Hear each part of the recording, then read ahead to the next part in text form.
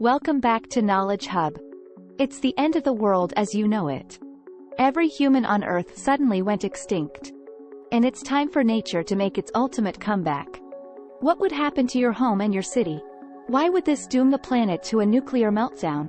And would any trace of human existence manage to live on? Whether it was a global pandemic, a planet-wide volcanic event, or a gigantic space rock, we reached the end of the line for our species. Every single human on Earth is gone. For good. While there's no hope for humanity to make a comeback, we'd be leaving behind a lot of stuff. Cities. Highways. Waste.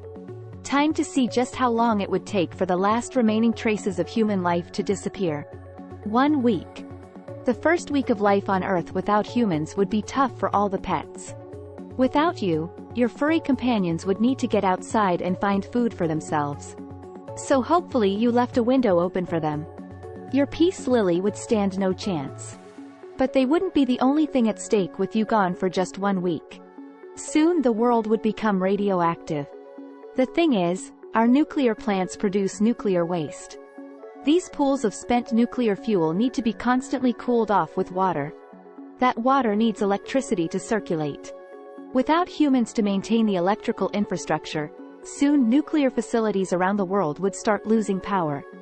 And that would cause a disastrous chain reaction. The water that used to cool down nuclear waste would stop running and begin to boil off. This would expose nuclear waste, causing it to catch fire.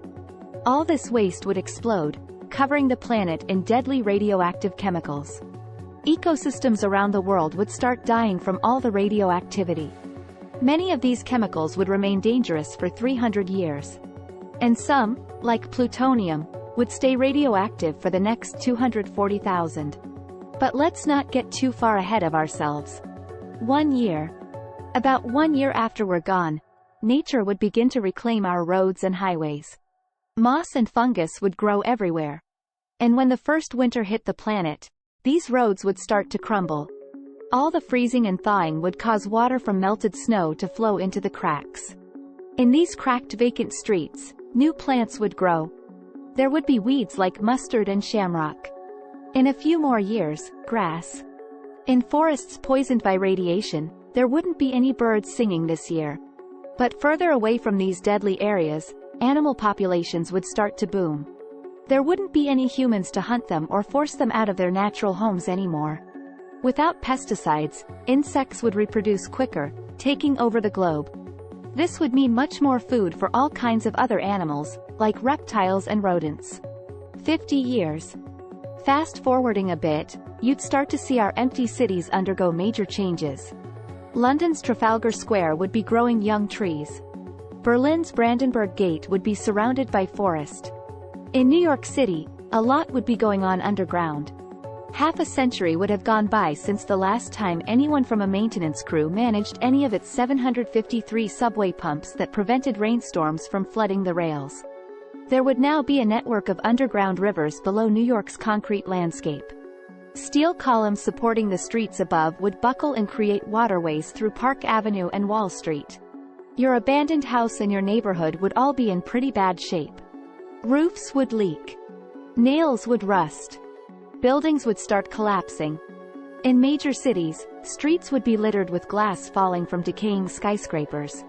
150 years. All those skyscrapers would crumple into massive piles of rubble.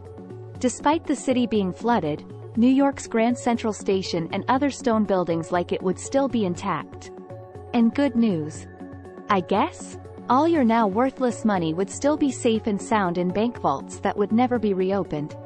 Famous works of art wouldn't be so lucky. Without climate control and electricity, museum vaults would be less secure. Water would leak in and mold would cover everything. Ironically, 1,000-year-old ceramics would continue to survive just like fossils. 500 years. 500 years later, a forest would now cover where your home once stood. But buried in the dirt could still be the remains of many of your aluminum appliances and stainless steel cookware. Sadly, you wouldn't be around to cook any good meals with them anymore. With every stretch of black asphalt now overtaken by trees and grasses, temperatures would drop all over the world. The atmosphere would undergo changes as it continues to recover. Without humans, there would be less carbon dioxide in it.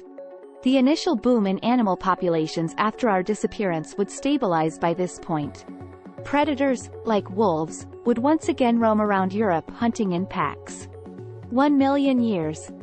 Jumping way ahead into the future, would anything remain of human civilization? You'd still be able to make out the faces of former US presidents in the granite of Mount Rushmore, but don't expect many facial features. A lot of the rock would significantly erode. There would also be some remaining pieces of Egypt's Great Pyramid of Giza and the Great Wall of China. Time wouldn't be kind to them, and both would be barely recognizable versions of the former world wonders. 5 billion years. At this point, everything that humans left behind on Earth would be consumed by the sun as it expands and destroys the planet. If you're worried about humanity disappearing into nothingness, there could still be a human footprint to be found. The Voyager space probes would be somewhere out beyond our solar system. Maybe some alien civilization would find them and learn that once upon a time, there was human life on Earth. But what if those aliens discovered us a little sooner? Like tomorrow. For more video like this, visit and subscribe to our